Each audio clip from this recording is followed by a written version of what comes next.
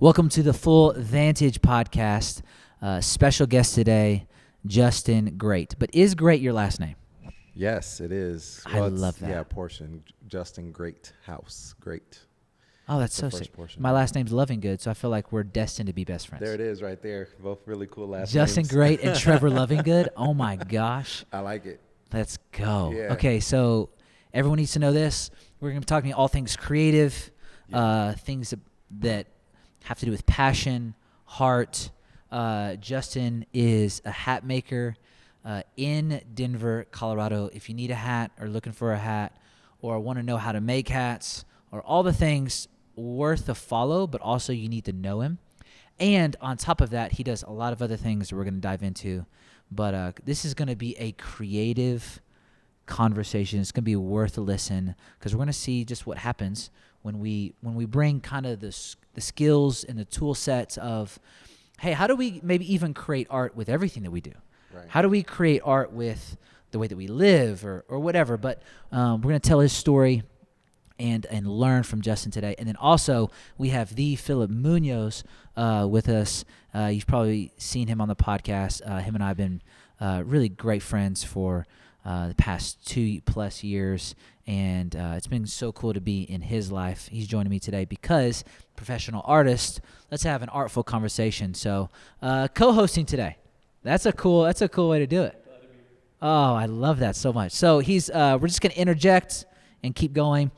First conversation piece today is backstory. So I am so intrigued. You have a new shop in Rhino. Let's begin there. Yeah. Backstory of Justin Greathouse, a.k.a. Justin_Great on the IG, if you really want to see what he's about. But give us the backstory of how we got into even just hat making in general. Yeah, it's a lengthy one. Excuse me, it's a lengthy story. But I'm gonna try to make it, I guess, more concise. It's one of. Hey, make it medium. Yeah, don't worry about it. Don't make it too short now. Cool. I can flow. All right. Get into it. Let's hear the thing. So I've always been someone who's worn hats and been into Americana culture, Western wear. Even since I've been young, I've been a hat guy, and so it was only right to kind of transition over time. I actually had another clothing line prior to Justin Great Out West, which is the hats and Western wear and all those kind of things. I actually had a streetwear collection, and that kind of took me all the way back to my time at Oral Roberts University, where I went to school. I had a fashion blog there. This is back in the Blogspot days, not to date me too much, but we had those little blogs, and I was modeling some at the time. I was very intrigued by what Ralph Lauren was doing and that just Americana Western, timeless fashion. And the blog was called The Upper Echelon, and it did really well. We were rated top 50 menswear blogs for a while, and it was doing really well. And a lot of the following at the time was you should make your own clothing line. And I'm well, I should do that, but let me just start off with a couple t-shirts. So I put some t-shirts out in college. They did really well. And I was I think I could really put something together, but I want to actually know how to cut and sew. And that was important to me to really be a real designer. I didn't want to just just screen print stuff. I want to know how to design. So I really studied it, took my time, understood it. And simultaneously while I'm at school, I basically was involved in this program. It's called Students in Free Enterprise. It you do this competition sharing what your school's done to help the world in various ways. And in that time, I went down to South America a couple times, did missions work, sharing, different business principles and so on and so forth, helping out. And I'm a part of this program, and we end up placing really high in the finalists. It was 700 universities. And out of that, I ended up getting a feature in Fortune magazine with the CEO of Walmart and Sam's at the time. And what ended up happening out of that was all these job offers came in. And I'm okay, cool, this is great. But I turned them all down because I was very adamant about being an entrepreneur and doing my own thing. And Nestle Corporation. They came in on the back and they wanted to offer an opportunity that was just so much more lucrative for me because it would move me, benefits, all these different things, but I'd be remote. I'd have, minimal time that I have to invest as much. And I was like, okay, this seems more up my alley as a 21-year-old getting ready to get my life started. And so I was like, I'll take something like that. That's cool. And then I can still, on the side be building my company. Because I was like, I do want to do a full-fledged collection. So I get to Denver. The job was either going to be in Miami or Denver. I was like, Denver's going to be the move for me. I'd never been here before. Just decided to just go on a whim. Same thing happened though when I went to Oral Roberts in Oklahoma and Tulsa. I had not known anything. I just felt like it was a divine connection for me to go there. Felt it was just the right thing, and it turned out to be just that. So I end up getting out here to Colorado, start the fashion line up. I'm working on it. I'm literally sewing jeans, literally making this product, making t-shirts myself, doing all of it. And it's a 156 piece collection that comes out of that. And we end up getting some cool features, and we got a GQ feature, Complex, New York Times, because I was out in Fashion Week, and it was really cool. I got a top 10 best dressed men, for Fashion Week, and it's all these celebrities, and then I'm snuck in there somewhere. I'm like, oh, that's neat to kind of be a part of. So I'm leading there, but basically what ends up happening is the fashion line does really well. And then I'm like, I want to do it again. So I put out a second one, and a buddy of mine was like, hey, you should do your release party here in Denver. I feel like you're always in LA and New York doing stuff. You should do something for the people here. And I'm like, okay, cool. I'm going to go bounce around. I start, talking to different streetwear shops, because the collection was very casual streetwear stuff. And I go around to all the shops, different fashion, entities or, influencers in the city. And I'm like, hey, you guys should come check this out. And we ended up, I'm expecting maybe 100 or so people to come. It was over 500 people came to this thing. It was packed out. We sold out the whole entire collection in one day. It was amazing, did really well.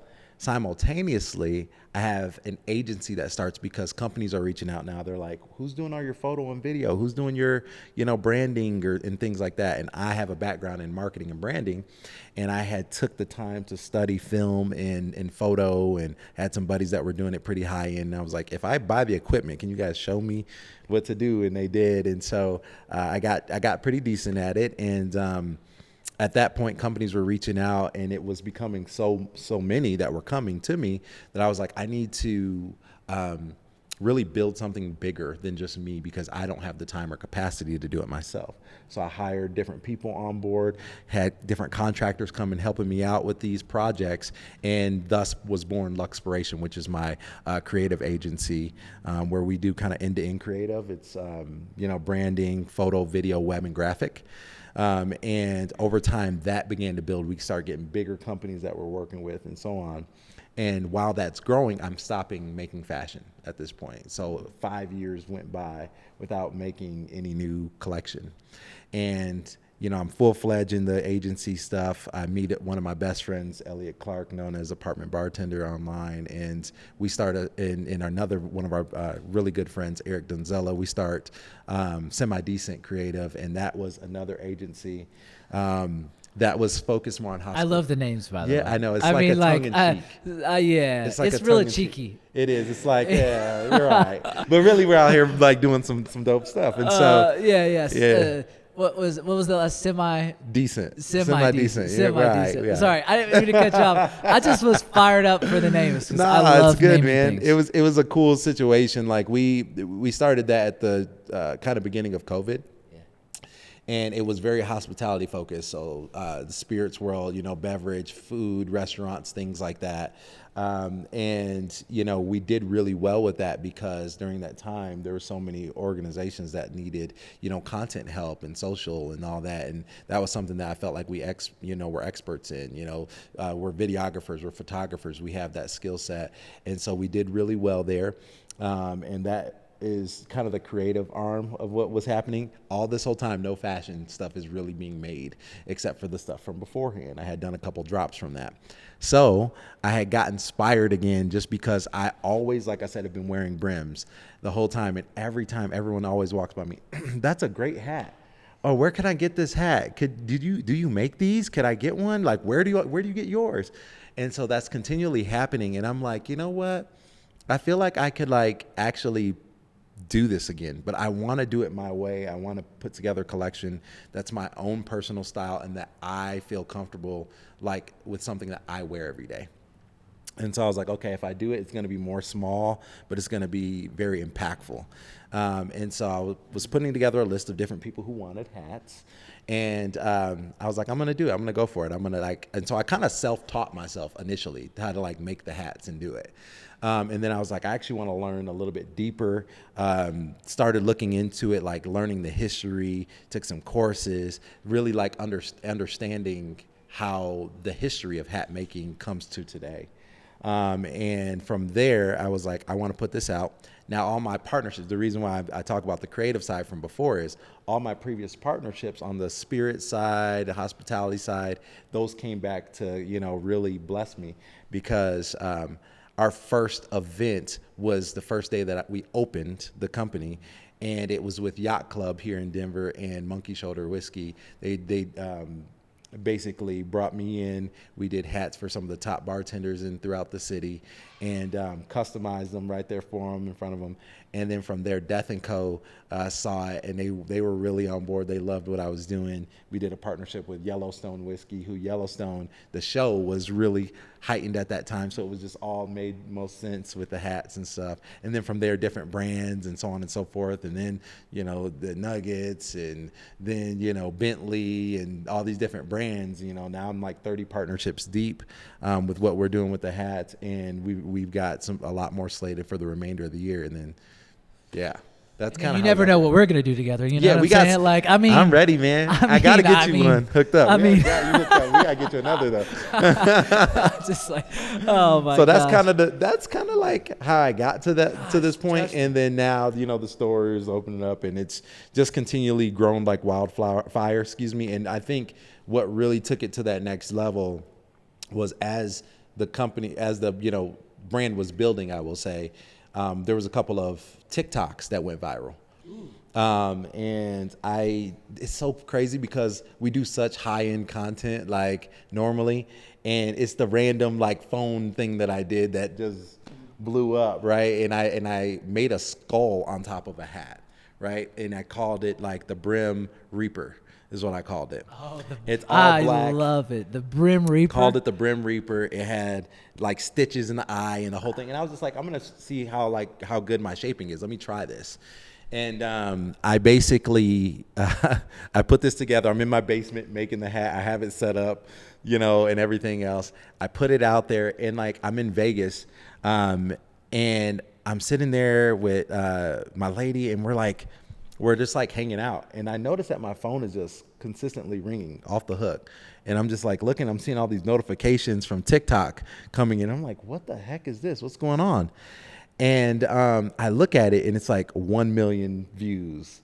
And then next thing you know, like 10 minutes later, 2 million views. It goes all the way up and just keeps going. I'm like, oh my gosh, this thing is going viral. This is crazy. And next thing you know, it lands at like 6 million views, right? And then I put out another one. That one's 4 million. And then so it just kept growing. And I think that's what really took it to the next level. And the reason why I really knew it got there was when we were in Greece and Italy. And I'm walking along the streets in Greece. I think I was in Santorini at the time, and somebody's like, "Justin, great! Like, I have one of your hats. Like, you're the guy from TikTok. I follow you." And I'm like, "What in the world, really? Like, that's unreal. Like, you know, Greece. Like, you know, people are just knowing, you know, the hats and stuff from that." And so that was when I was like, "Man, this is really amazing. These hats really have impact." And I think. You know, I don't know. Yeah, I think the most impactful thing for me is doing these events.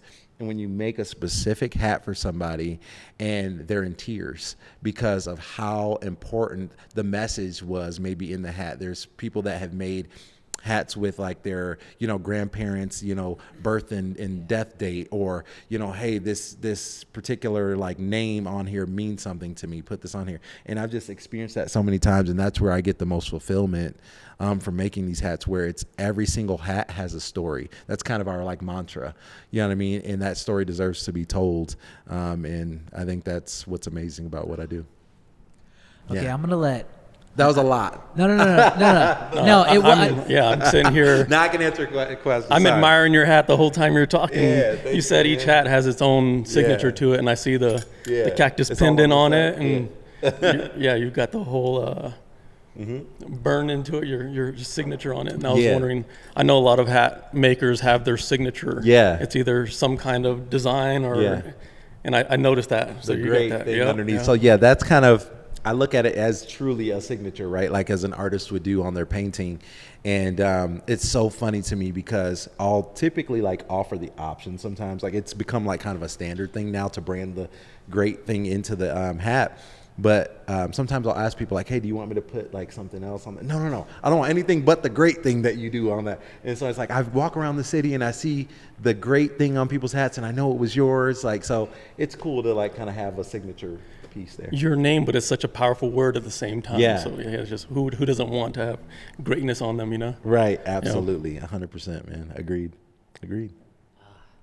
Okay, you said something that was so small, but when you said it, light bulb went on for me. Yeah. And I don't. So even how you're talking, a lot of people want the outcome that you have. That's what I was listening and I was thinking and I was like, wherever anyone is and they're creating something. Right.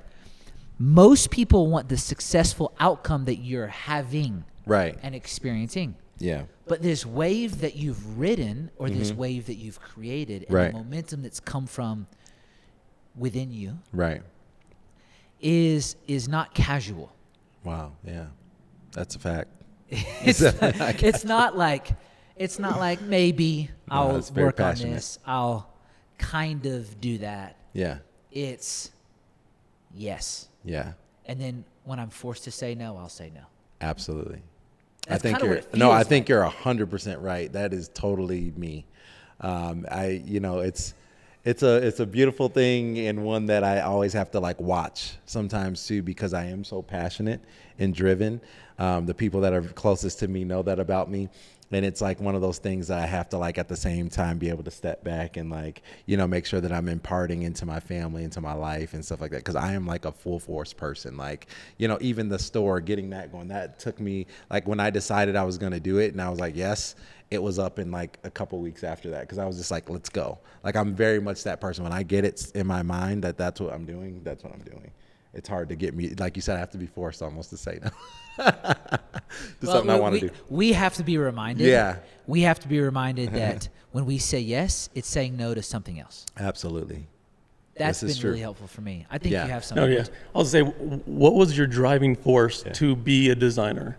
Was it seeing designs and thinking, there's something that I want that's not out there yet, but maybe if I create it myself? Yeah, man, it's just the inspiration, man. Like, I think I always have been a fashion guy. It was like instilled by like my mom. I feel like she was like always like, I have like baby pictures being fully suited and hats and different things. Like I say, it was always just kind of like around me.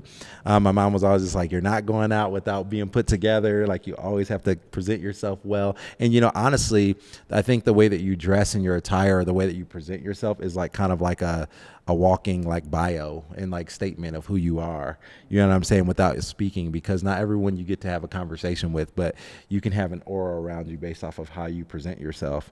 And I've always wanted to just have that. And so I think when I discovered that about myself, just from my own unique style, I got into it from the modeling side, like I said, and then I started studying these designers, and I just found it so fascinating how like a company like I told you, Ralph Lauren is like so like amazing to me, that brand entirely, like where every American darn near at some point in time has had a polo item. I just think that's out of control, like amazing, like that, what a fingerprint on like the world in a way.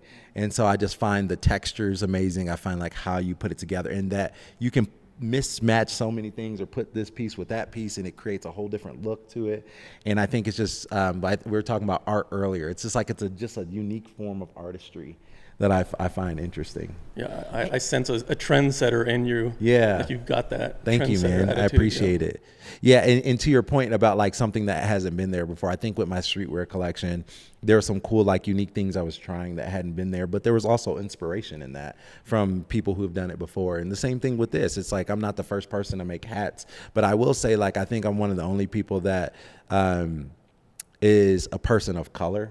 Like me doing it at this point, that's a unique factor because it's just like I am truly genuinely interested in this. This is something that I care about and love. It's like I'm not just trying to bandwagon. Like I really have been wearing hats forever. Seriously. Like it's like one of those things that like is important to me. So I think that if you do the history behind it, like the Old West and like a lot of the early like African American like cowboys and stuff that were doing this stuff, that doesn't get a lot of shine and credit. And so I think kind of this, you know, new modern wave of being able to bring that to light and showcase that, you know, it's not just this, you know, one dimensional thing, I think is amazing. Okay, Yeah. You two, both of you, Yeah.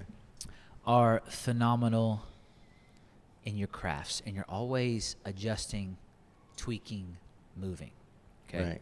Right. The question that came up in my mind for a lot of people that I even see just in the world or around is, how do you feel like people are dressing today? Ooh, that's a good question. I feel like it's an oh, you want to answer first? I don't. Cool. I feel like it's an ever-changing landscape. I actually feel like people are slightly more conscious now, a little bit. There was like a lull period. There's like back in the day. It's so funny. You look at back in like the back in the day. yeah, give me a date. like 60s time frame. And Oh, stuff okay. Like that. I thought you were saying like way, 2016. No, way back. But like when everyone wore suits or everyone had a hat on, it was just like commonplace. Like, you know what I mean? Like you didn't see very many people out and stuff, and they weren't like put together. And then you have like this period of time that I think it goes down, you know what I mean? And it's also regional. That's another thing too. It's like where you're at. I would say like Denver, moving here, I don't think it's the most fashionable city. Like you know what I mean? This is coming from a place of being out in like New York a lot, LA a lot, and seeing all that kind of stuff. So I remember moving here and I would just constantly get told like, you're not from here, are you? And I'm like, I don't like, no, I'm not. But why do you say that? It's like, oh, you just dress differently or whatever, or you like, you know, most people it's just a t-shirt and jeans, but I'm like, a t-shirt and jeans can be fashionable if the proportions and the fit and the style is correct. You know what I mean? Like having certain accessory pieces, having a certain sneaker, like putting some care into the dynamics of the way that the outfit is expressed. And so I think that it's starting to ramp up. I think people are a little bit more conscious now. I think social media helps with that a lot. There's like a lot of positives and negatives to social media, but I think that's a positive because you're able to like see inspiration more so, and you're able to access those pieces a lot easier now. I can, you know, click on something and buy it as opposed to like, where do I go get that cool pair of pants that you have on or that chain, which I need the hookup for that after this. But like that kind of stuff, where do I get that? And now it's accessible online to be able to see that, and they can look at your page and be like, man, that's a really cool outfit that he has going on. How do I get that? They can ask you direct. Yeah. I love your thoughts too. Yeah, I just feel like now with internet, Yep. you can see styles from around the world at an instant. Amazing. Or growing up in a small Texas town, we had to wait for trends to make it to where we were at. Right. And if somebody was in town from California or from somewhere else, they did stick out like a sore thumb. And Yep. I moved away for a while and came back from Phoenix, and everyone could see the difference. Yep. Because I was dressing from, you know, the West Coast. Yep. And it took a while for that style to make it there to the middle of Texas. But 100%. I agree. Okay, so what I have also seen, I wanted your thoughts on what you see, because a lot of people that are maybe trying to, maybe even just young men, that are even trying to maybe dress better, or they don't know that they need to dress better. Right. Or they're wondering why they're not maybe even seeing the things that they'd like to have come into the life. Right. But it's a lot of times it's how they're presenting themselves or how they even feel about themselves. Yeah. Because you're even touching on, both of you are touching on, like, how would you encourage someone? This is a two-part question. One, encourage someone, if you would right now, with thinking about what they're wearing. Right. And then two, give them some tips on just 2 or 3 things for them to begin to think about? Ooh, tips. I think that I would encourage them by telling them that like we were talking about earlier, like your fashion or the way that you present yourself is a voiceless speech about who you are. And you have to dress for where you want to be. You know what I mean? Where you actually want to go in life. And so don't dress for the moment, dress for where you want to be. And don't leave it to chance that you think something's just going to fall into your lap. You know what I mean? Everything's just going to just work out for you a lot. Put the effort in, you know what I mean? Whether that's the hard work of like actually your destiny or what it is your path is, but also too in your presentation. I think that matters. Like, unfortunately, I just think that's the way humans work. We do assess by aesthetic. Like, that's just one of those things, whether you're dating, whether you're, you know what I mean? Just, you know, business, things like that. You know, I think we're in a different day and age where like maybe suits and all that aren't necessarily necessary anymore for the interview per se. But I don't think you can come in any kind of way and expect to get that corporate job. You know what I mean? Like, it's just, you have to present yourself the way you want to be shown. So advice would be to dress for where you want to be. Yeah. I love that. Yeah. No, I love it. That he nailed it. Yeah. Yeah. Anything you'd add? Maybe even a tip or two that you're thinking about, because you constantly change the way that you present yourself. Constantly. Yeah, I feel like you don't have to be stuck in one style. I like switching it up. Yeah. You know, you can go from Western to streetwear to different styles. Yeah. And I feel like that actually keeps it from getting stale or boring. Fresh, you know, it keeps it fresh. You know, depending on where you're at, what you're trying to, what the goal you're trying to achieve with your style or what you're walking out of the house in. Yeah. You know what's crazy about that? I think that you're so right. That's very spot on, because I'm very diverse in style and things like that as well. But simultaneously, like, there's signature pieces. I was actually just talking to my brother. He's another creative out here in the city. Vincent is his name. Goes by Prince Vince. He's a model here in the city. He's killing the game too. I was talking to him and I was like sharing that same sentiment about a signature. What, like, signature looks and signature components. And one thing for me is, like, I do switch my style a little bit. I'm not like completely just Western out every time, but I always typically am wearing one of my hats. And that is a signature dynamic. And I found this interesting. I went to a concert about 2 weeks ago here in the city.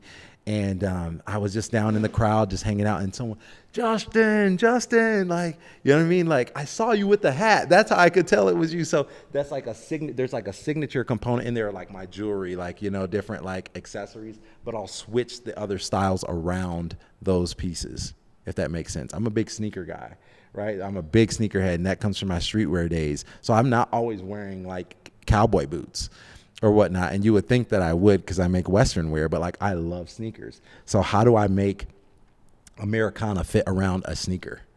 Like, that is the question that I'm always asking myself and switching it up like you're talking about. Do you feel that the shape of your hat speaks a lot to with what you're wearing that day? Yeah, 100%. Or how the vibe you want to put off? For sure. And I've been such in a zone of like wearing pencil brims, which is a new silhouette that we're doing, like this one here, but I wear them. I've been wearing this for like the past 2 or 3 years, this style, because I just love the way that it feels, and it's like the zone that I'm in. But then occasionally I'll do like a traditional, like, you know, curved cowboy brim, and that changes my vibe too. 100%. It really does. You're right about that. I've been wanting an open crown, just flat brim. I'm telling you, the other day I literally sat there and I said, I'm making myself an open crown, because I made one for a client the other day and it was awesome. And then I did a boater style hat where it's like circular, like kind of pressed in and whatnot, and that was amazing. But I'm going to make myself an open crown, kind of like the Yellowstone, like Ryan Bingham, the way he wears his. I like that, like, style. I was like, I want to make one of those. It makes me feel like, I don't know, Yosemite Sam or somebody like that. Yeah, it's dope. So that's a different energy. I love it. We're geeking out on hats. Why do hats matter then? I think it's that cherry on top of the Sunday, man. That's like, it's like, you got the Sunday, it's good, the outfit's cool and stuff, but then you throw that cherry on there, man, the presentation is just amazing. Now, granted, the thing about it is it does have like, no, like literally, it's like, I'm with you. I just love how you're describing it. Keep going. It's an actual cherry on top. I think that hats, they actually provide like a true purpose, actually, right? That's what I love about the history of like hat making and what it was for. Like, people wore hats because they actually needed protection from the sun, from the rain, different things like that. And that's why like materials and things like that of hats matter. But my biggest thing when I started the company was I was like, I want it to be the custom hat experience to be accessible by everybody. I felt like it wasn't. A lot of the bigger hat makers, which I respect and love the work, but rightfully so for what they're doing, they offer, well, the way that hats kind of work material wise is like there's different X's in hats, the amount of beaver that's inserted into the hat, which is going to allow for, better repellent against water and more sturdiness, being able to actually like handle it. And this is the reason why like cowboys and things would wear hats made of that material, because it can fall off in the dust. You can handle it any which way. You can reshape it. You can do all these different things with more beaver inserted into the hat. Rabbit, beaver blend, all that. Now, that's going to come with a cost. It costs a bit more to do that. But we offer still 100%, Australian wool pieces, because I wanted people to be able to have that same experience, without breaking the bank. And so you can still come into our shop and get a hat and have the experience that's more fashion driven. Now, this is not something that I want to go riding with, or a downpour of water or rain, comes and I'm wearing the hat, because that's going to ruin it, honestly, with something like this, as opposed to like a beaver felt hat. And so that matters, materials and all those kind of things like that when it comes to hats. Is there a certain felt brand that you like using, 240 or? No, I typically, for us in the shop, the most common, I would say, hats that we're shaping are like 7X, 10X. Some people want to go up to like, 20, or like I've had a couple hundreds where people are like, I wanted 100% pure beaver. I'm like, it comes with a cost, but we'll do it for you. And so like, that's probably the most common, I would say, people, because then you can get that middle price point. It's not so absurd, but you can come in and I can do a skull, and I can do a bison in it. I can do whatever you want. I can shape. It's hard to do that with a wool hat, to shape it. What are like the most famous colors? Ooh, I would say our top selling colors are, ironically, like, initially it was white and black, like our like ivory color and black, and then now it's quickly become our dust color, which is like a tan kind of a deal, kind of similar to what you have. Yeah, and it's that has quickly shot up. Like, everyone's loving that color, and I think it's great. So like our rancher style, which is like our flat brim, we have that available right now. Then we have our pencil, which is the lip here, and then we also have our Jesse, which is our newest one, which is a cowboy style, because that I wanted to name all the hats after like outlaws. You know what I mean? So like, I kind of want to do that. It's like it's kind of the vibe of like my hat company. It's like fire and stuff everywhere, skulls and that kind of vibe. So I wanted it to be like outlaw. Yeah. You seem like you just accidentally start companies. Yeah, I am. Just as you go. It's my like, oops, mind. I just accidentally just started something.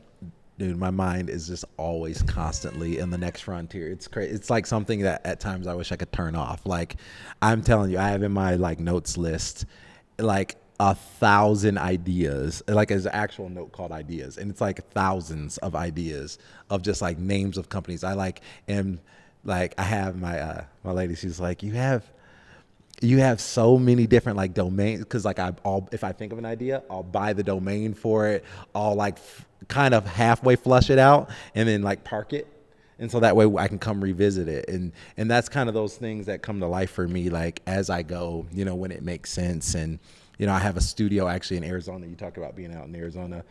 Myself and Eric Dunzella, my business partner from Semi Decent, we started a studio called Made Studio in Mesa.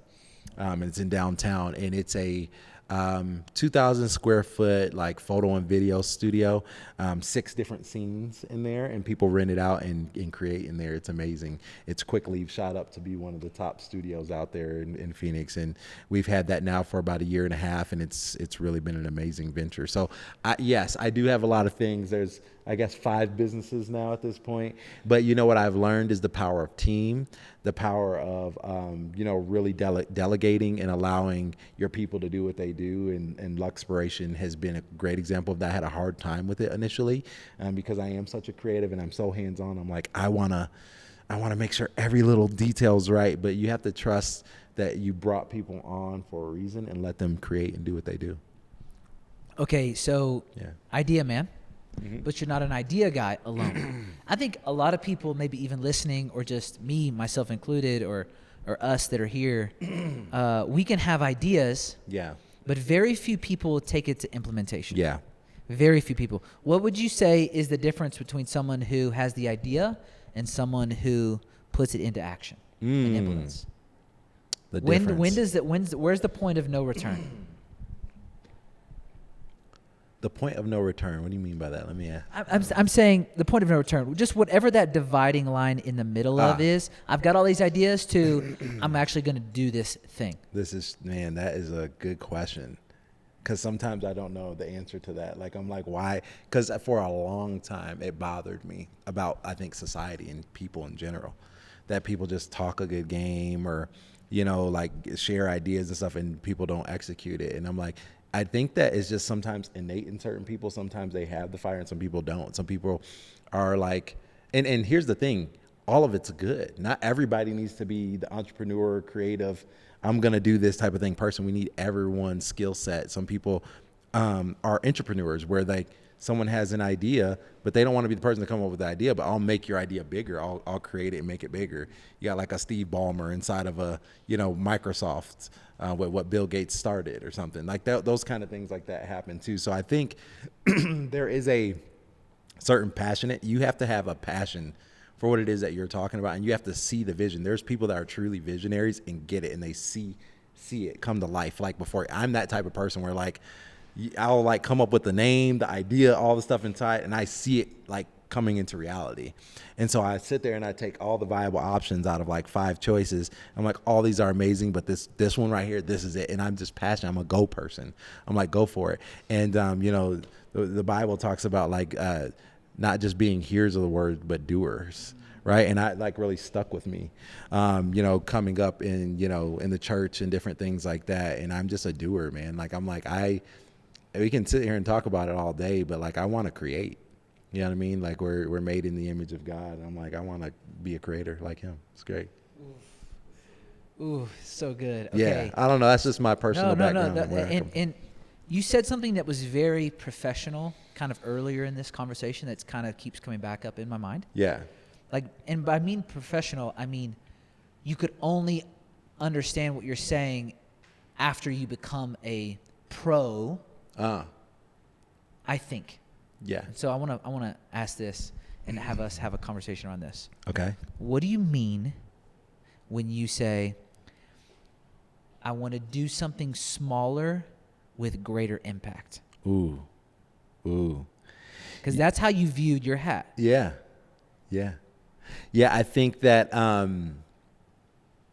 man, that's a good question. You know what I think? I think that it's the little things, man. It's the details. You know what I mean? It's the little things that make the most impact to people. And sometimes like we think it has to be this grandiose thing, but those moments when I'm having that experience with someone and their life is changed over the words that are on a hat. And it's not that the hat had to be so expensive. It was the experience that they had right then and there with you. That is what is life-changing. That is what I can take home and be like, man, I'm really making an impact on someone's life, as opposed to the big glamour and glitz moments as well. You know what I mean? Like, we just did the Bentley event. That was amazing. Like that, like for them to bring me in and support and, the Nuggets thing, that was amazing. Being on the court and making hats and doing all that stuff is cool. It's impactful, but it's like, that's just surface. Like, whereas like somebody's life is actually changed. Like there's literally tears in this person's eyes because they're always going to be able to take that hat with them and say, this was made with this person or this moment in mind. And so, yeah, the little details matter, man. And, also too, it's like do with little that you would want to do with much, you know what I mean? And that creates discipline and that creates consistency. So that way, when you are on a bigger scale, then it's even more meaningful. You know what I mean? That you were faithful in the little, if that makes sense. It does. Totally. Okay, good. Totally makes sense. Yeah. Here's what I'm thinking right now. Could you with the heart that you have. And could you speak to the person who wants what you're talking about? And take the seriousness at which you're saying what you're saying, and it's so serious. Yeah. You're so for real. Yeah, I'm very for real. Absolutely. On what you just said. Yeah. And it's obvious. Yeah. Now, a lot of times we hear things like that from people like you. Right. You're riding this wave. You're on the wave. You're the wave creator. You've created your own wave in some ways. You know what I mean? Like, in a lot of ways. Yeah. Phenomenal job. How do we get the person that is so focused on the end to begin to realize that it's actually about what is happening now? Because that's kind of what you're saying. You're saying, just to maybe even to say it another way, and this is how I'm hearing it, is if you want to make this big of an impact, you want to have this big of an outcome, you'll never get there unless you value the small things here. Yeah, for sure. No, how can you maybe establish the seriousness of that thing? Oh my gosh, it's so important. Like, I think I would tell this person, I'm just like, keep your head down and focus on what it is, the next steps that are required to get to the vision. I do think you have to vision cast, like you write the vision, you make it plain for yourself. It's like, okay, I see the big thing. Now you have to reverse engineer that and go all the way to the beginning and start doing the steps, take action. Like, that is the main thing that I think you can do. And people get so caught up with the end goal, to your point, that it stifles them, and it creates fear, and it creates stagnicity. And then you never make the progress. And then you look up and 2-3 years have passed and you've never done it. And versus as opposed to like, you know what? I actually want to be, I don't know, a photographer. Why don't I start, and I don't have any money. Why don't I just start with my phone? Right there. And I'm going to start doing it. And then, well, no, I've got to have the big camera and the big thing, blah, blah, blah, first before I even start making the page. I'm like, no. Just start now. And as you get more things, you can make it better. You can keep adding on, and that's how you get there. And I look at, like, when I first started the fashion stuff, I told you I started with 2 T-shirts. I didn't have no really cool website. It was just something basic, you know what I mean? And, like, people liked those 2 T-shirts. So I'm going to make the 2 T-shirts really cool. And I'm going to put the website up with 2 T-shirts on there. And when you go to the website, the experience is just sick for just those 2. But people get caught up with, oh, I got to have a full collection and a full thing. It's just like, no, you don't. You need to start right now, because I think it's a form of pride to do that. In my viewpoint, to like hold it off and do all this stuff and like seek perfection, because it's this thing of kind of assuming that you have time. Yeah.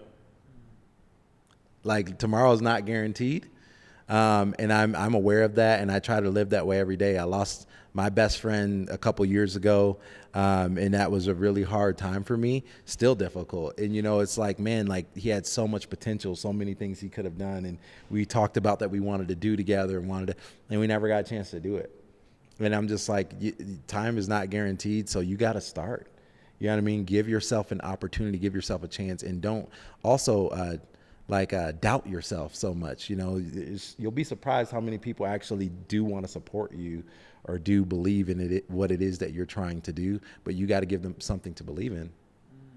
And what you're saying about taking action reminds me of that quote, a moving car is easier to steer than a parked one. Come on now. Exactly. That's it. That is it right there. And so my wisdom to everyone's like, just start something. You know, make it, and if you feel like the quality is going to suffer, because I know artists care about that part, and it's just like, man, like, but I want it to be this way, and I'm, you know, then pare down the amount and do one thing really, really well. If you only have a certain amount of finance to dedicate to X thing, then dedicate the finance to one thing instead of 20. You know what I mean? Do one really cool art piece. Like one really cool photo shoot, one really cool, you know what I mean? And dial into that and make it the best thing that you can, because when you present it to other people these days want proof, right? So they're like, show me, you know, you are a music artist or something like that. Show it to me. So make one really awesome song that's dialed in instead of like a whole album. Start with the single. that's just going to be like amazing. And then when someone asks you if you're an artist, oh yeah, go check out my single. And then the single's out versus you have no music out. Then they don't believe you, because then it's like, well, you're just one of those people that just come around, oh, I'm doing this and that, but you're just talking about it. You're not really doing it. So if I'm the music artist, I'm like, I'm gonna have one cool single out, and I'll probably have the one music video, but I'm gonna just nail it until it gets there all the way. Like, you know what I mean? And that, I think, is wisdom. You know what I mean? And then let people support after that, because they see you now, as opposed to you waiting 2 or 3 years for the album to come out. See what I'm saying? You specifically, have you gained confidence because you keep coming out with things? Is that where your confidence a lot of times comes from? Because of the proof?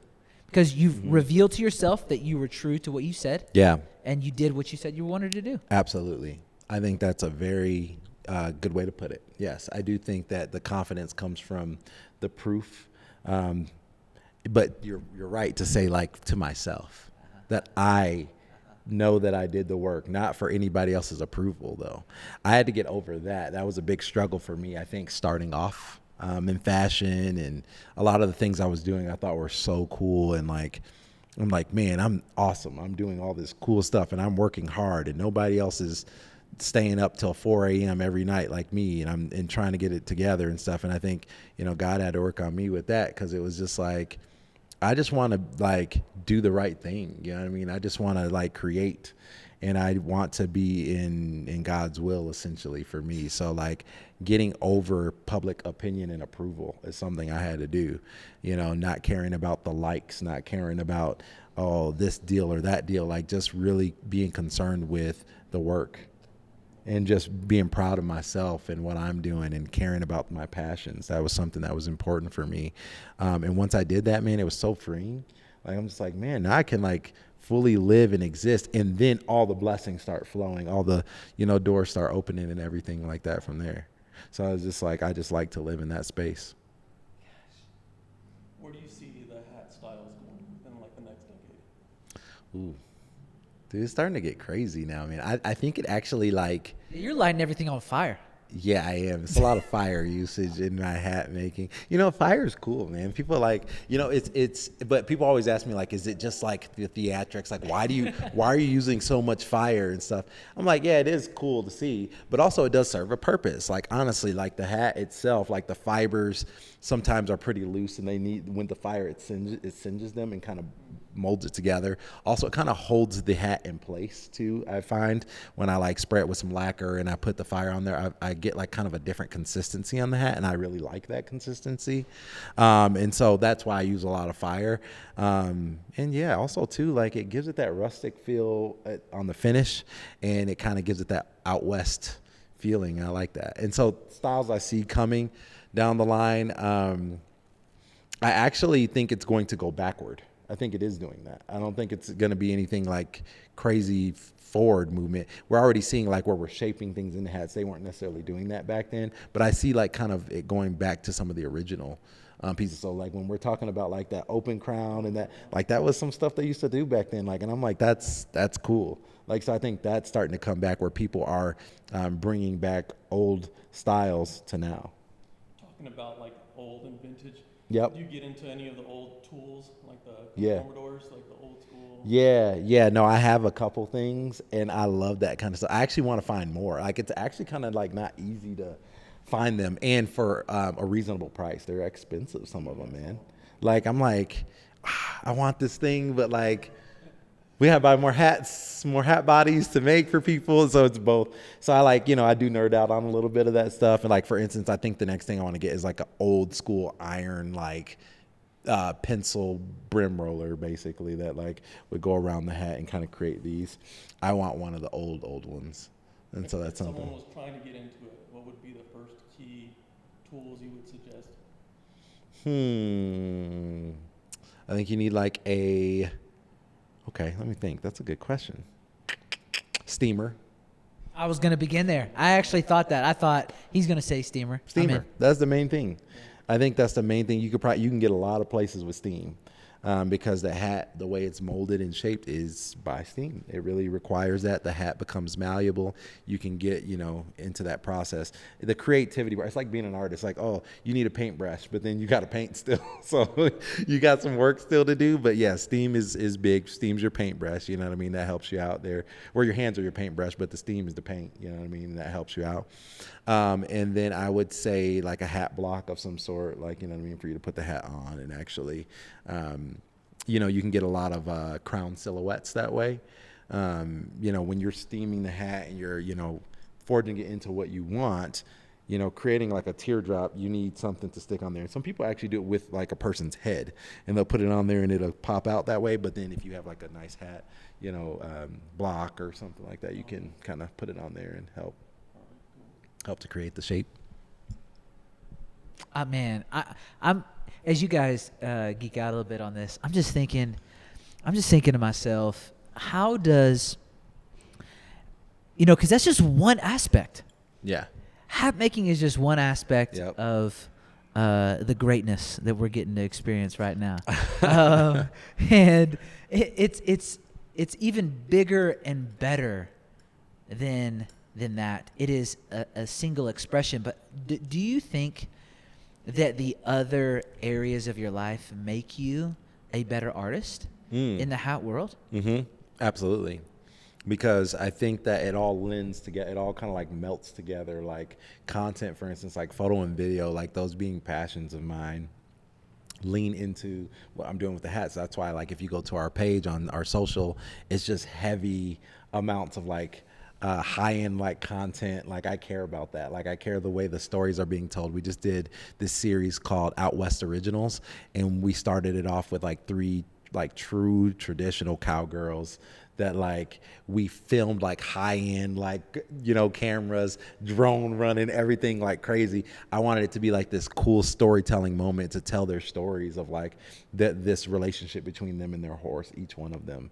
And that was kind of the campaign idea, and each one of them had a custom hat done, and it was their personal story. So that's something I'll continue doing with different people, different artists, and their hat, and telling that story. Remember, I was kind of saying about like how each hat has a story and it's just waiting to be told. That's kind of our mantra, and that kind of thing. So yes, it does overlap for sure. Music, I score a lot of the music that I do on like the stuff. Like I am a true like music artist as well. I don't even think we talked about that part of it, but I've produced for I've produced for years. So you're a producer, but what instruments do you play? I am trained in piano. Come on. And so, coming up, I remember my mom taking me to lessons when I was like 6. I hated it. And I was like, no, I'm not doing this. I don't like it. I quit. But when I was like 13, I like was just so into music that I was like, I want to actually learn this myself. Excuse me. So I like picked up some of the old books that I had and just taught myself the rest of it, and learned it there, started making beats. My cousin is an artist in the industry. He's doing a lot of R&B music with a lot of bigger R&B artists, and so I had some opportunities there with him to, learn a little bit more. And I had a couple of placements there, and so like it was good to be able to like learn the craft myself, and it was more jazz oriented that I learned, which is like a little bit harder because of the improvisations and stuff like that. So I was like, okay, I got it. And then by that point, I learned by ear, like fully. Like I could like hear a song and then recreate it. And I was like, okay, this is cool. And then from there, when piano theory, I feel like, or music theory through piano, I feel like you can kind of dabble around. So like from there, I knew like bass, I could play guitar pretty easily. It's just different methods of executing the notes, but it was fairly similar. And so I just started making beats, putting out, I've got 3 albums out. I got another one that's getting ready to come next month. So that's a new one that's coming. We put out a couple music videos and, some hip hop and R&B stuff that was a lot of fun. But I'm diverse when it comes to music. I, have a rock project that I want to put out, and some an R&B project. It's just a lot of different things. So I am like, music is a driving force for me. And so like, even when it comes to my work, I try to infuse my music in there as well. So when you say like, do the other parts inform what's happening with the hats? Absolutely. It's all like one big creative hub for me. Okay, I kind of want to maybe even wrap this conversation up with this chapter, maybe closing chapter that we'll put together that's around storytelling. Yeah. And the reason I want to do that is because you're trying to tell a story, Mm-hmm. and you're trying to tell stories, multiple stories. Multiple, yeah. And I think about storytelling quite often, specifically in the life that I'm living. Mm-hmm. And I think it's really important that if you want to live a life that is full, that's not average, that's not mediocre, that's not you conforming, but you being who you were made to be, what's really important is when you think about the story that is your life. Right. You, in my mind, are living a life that is a story worth telling. Oh, thank you. And you're in the middle of it. Right. We're in there. Which is also amazing. Yeah. And it's like we're in the middle of this story worth telling. And so when you know you're in the middle of a story worth telling, you won't quit. You'll keep going. Right. You'll keep producing. You'll keep making magic. You'll keep mastering. You'll keep learning. You'll keep growing. You'll keep giving. Right. Because your music is a gift to the world. Your hats are a gift to individuals. Right.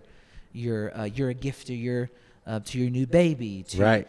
And to your family. And yeah. so to the people that you work with, to the studios, to the, you see what I'm saying? So mm-hmm. you're viewing, I don't know if that's the way you view your life. Yeah. I would love to know that. And then I would love to know, can I be more specific? Mm-hmm. And then this is kind of the conversation I think I'd like for us to have to kind of wrap up. What's the title? You're 80 years old. What's the title of the story that is your life? Ooh. And why? Ooh. Man, that's a good one. I don't think I've ever fully thought of that one. What is the title? Say outlaw extraordinaire. You know, I think light it on fire. Light it on fire. Take action. Light it on fire. It might be something like the theory of greatness.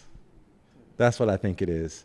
How, like, the process of becoming great, I think is what it is. And it's like not everything is pretty, and the outcome of what greatness means at the end may not be what you're thinking. Maybe greatness at the end of the day is me being at home with my kids and my wife and living our life on a ranch somewhere and kicking it, you know what I mean? And enjoy at the end, you know, of everything after we've been able to impact, you know what I mean, people's lives and doing things like that and relaxing and stuff. And so, like, it's not always, I think we just kind of like put greatness in this box of, like, I don't know, like you're Michael Jordan or you're the best, like, artist or you're the best this, that, and the other. And, like, I think for me, I have kind of at times come away from that viewpoint. I was there for sure, but I think it's starting to come to, like, how many lives can we impact and make this world a happier and better place. I just want people to, like, love one another and be, you know, better people and get out their dreams, live out what they want to do. And I think if we have a happier kind of space, like where people are, you know, because you got to think about it, like career, family, health, all these things like this contribute to, like, one's happiness meter. And I think if those things were at all full and at a heightened space, it would be hard to, like, be the way that some of us are to one another in a negative light, you know what I mean? If we all had our meters filled. So I think that is probably what it would be called, the theory of greatness. That's it. Yeah. That's a good question. All the ideas, all the principles that are in the phone. Yeah. And we're just going to say, here's the theory of greatness. That's it right there. And get them out, you know? That's it. Oh, my gosh. There's a lot of them. I love that. We just created the title. That's it. Book title. Oh, come on. Done. That's it. Now we just got to do it. We got to do it. And hey, I'm telling you, it will happen. I think one day we'll come back to this and we'll be like, the book is out. This is it. This is a life story. It reminds me of like the Midas touch. Like, everything he touched turned to gold. Yeah. It's like the greatest touch. I feel like you put your hand in music, you put your hand on hats, put your hand in design. Everything just starts to, like, you know, turns to gold. It's a blessing, man. That's a God thing, man. I'm just literally just wanting to be a vessel, man, any way I can, honestly. Like, I really am at that point in life where I'm just like, what can I, you know, do to help? If you were to even, I think that's probably one of the chapters of this. is because I think things turn to gold when we have the right motive. Because it can be gold and it be valuable, right, monetarily speaking, right, or it can be gold because it came from our heart. Come on, man, that's great. And so one is TBD. One is every time. Every time. I love that. That's a very good way to look at it, and that was a good combination there. I like that. But that's it. How, all how of it's gold. Yeah. But then guess what? Then I just produced a song. It doesn't matter if you like it. It's gold to me. Right. Because it's from my heart. Exactly. And then it's not like maybe, it's only a matter of time. Yep. Absolutely. And every time. Yep. And all the time. And right now. And later today. And man, as you think about I'm just thinking about even these chapters that we're thinking about, the theory of greatness. If you were to get somebody to join you on that path, what are maybe some things you would have to do to get them to step onto that path with you? On the path to the theory of greatness? Is that what we're saying? Some things that they would have to do. I mean, they got to be ready, man. You got to be ready to ride. You got to be ready to take some action. We talked about that. I think you got to be ready to be very disciplined. I think that you have to be ready to humble yourself. And I think you got to be ready to have some fun, man. Create. Like, not everything is like, so serious. It's like, have a good time, enjoy yourself, meet people, build relationships. I love that we're doing that here. This is amazing. And also be ready to learn from others and to allow others to impart into your life. I think you got to be open to that, and not so like one-sided, where it's like, hey, only my way of thinking is what matters. You can't do it that way. I heard you earlier learn the hard way, potentially, when it comes to team. Oh, for sure. And that's kind of what you're talking about Yeah, as well. big time. Is surrounding yourself with the right people. It matters. So that they also can experience their greatness. Absolutely. I think part of the theory of greatness is helping other people to experience that and find theirs. Is the crux right there. Ooh, okay. That is it. Keep going. Why is that the crux? Because how is that the crux? That's how you know that you're doing something great. When the people around you are greater than you. That's what it's about. And that is who I want to be. And that is how I want to live, man. It's like, it's not about me. It's about like how many people can we impact and them go off and do what they're doing at a higher level, and you sit there and you're just like, wow, that's amazing. So honored, so blessed to be able to like even contribute anything to what you're doing. That's how you know you're doing some things. Yeah. Surrounding yourself with greatness. All the time, man. You can't fail like that. If everybody's around you that's great and passionate and doing what they do, everyone holds you up, man. It's like, it's this beautiful, like, merging of minds and souls. It's great. It's like a sure thing. It really is. So that's it's a sure good. Thing. Yeah.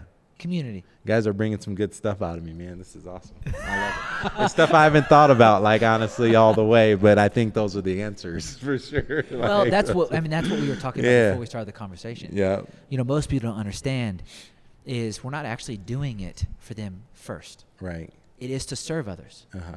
But it's also to even serve each other in this moment. Mm-hmm. Of like, hey, what's in us that we could learn from? Right. Humble ourselves. Right. So that we can learn from you. Right. And also honor you. Right. How can we be a blessing? Wow. And then from that, it's just we get blessed in return. And it's like, oh my gosh. Yeah. The true motive is just to be one. Yeah. And then when you are one, you realize that you get blessed because of you are. That's it. And then if you were to talk about the Bible, then that's what happens in the Bible. Yeah. Yeah. Is that if you really want to find what you're looking for, you need to probably begin to be that to others. Exactly. And then you'll attract who you are. Yes, man. Those like foundational principles are like so real. It's just like they are.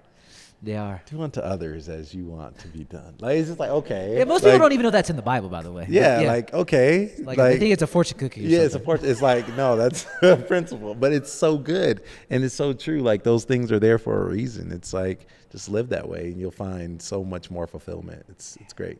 Man. So I'm blessed. I know you're blessed. Likewise. Just by your presence. This is great, man. And, I appreciate it, you guys. Becoming friends. Yeah, and, all of us, yeah. As people consume the things you create, maybe we end with this question unless you have another one. You feel good? Cool. This is the first time I've actually that we've gotten a co-host together. This is awesome. Yeah. Does it feel like it's the first time or no? No, you guys are great together. This is awesome. Yes. Okay, it's real. It's very smooth. We got something, Phil. We got something, baby. All right. Okay, we'll close with this. All right. As people consume music, art, studios, spaces you create, hats, fashion. All the things. I kind of a lot of world of creativity, yes. Okay, 98% of that. Yep. There's more percent. But as they consume the things that you create, how do you want them to feel? Inspired, man. I want you to feel inspired. I want you to feel like you can do anything that you want to do. I really do. Like, I want them to see what I'm doing and hopefully take some components of that and feel like, wow, I can go out there and do the same thing, if not better and more. That's what I want people to feel, inspiration, man. Very few creatives would ever say that they want people that consume their creativity to be better than them. I do. I really do. I think that's great. Like, those are the moments, like when I get like a DM or something from somebody and they're like, dude, what you're doing is so inspiring. Like, I want to go do X thing, or you inspired me to think about things this way or that way. And I'm like, that's awesome. Like, that's where I get fulfillment, man. And so, yeah, those are the moments for me that matter, for sure. So, yeah. Thank you for taking this opportunity to spend time with us. Thank you, man. Appreciate you guys having me. This was a lot of fun. Gosh, this is great. Yeah. This is the first of many conversations we're going to have. Oh, yes. I can't. We're locked in now. I mean, we're locked in. We're locked in. I mean, from good to great. You know what I'm saying? No, man. All of us are great here, man. Cherry on top. That's right. We all got the cherry. There's so many titles in this. I think we're probably going to have to run with the theory of greatness. There it is. Because that's so much fun. There it is. Thank you guys for joining us. We hope you're simply inspired. Yeah. Full Vantage Podcast. Justin_great. That's me. And let's get some hats. Let's come through. We got the store available. You better burn mine. I got you, man. We put a lot of fire on it. All right. See you guys later. Thanks for joining. All right. Thank you, guys.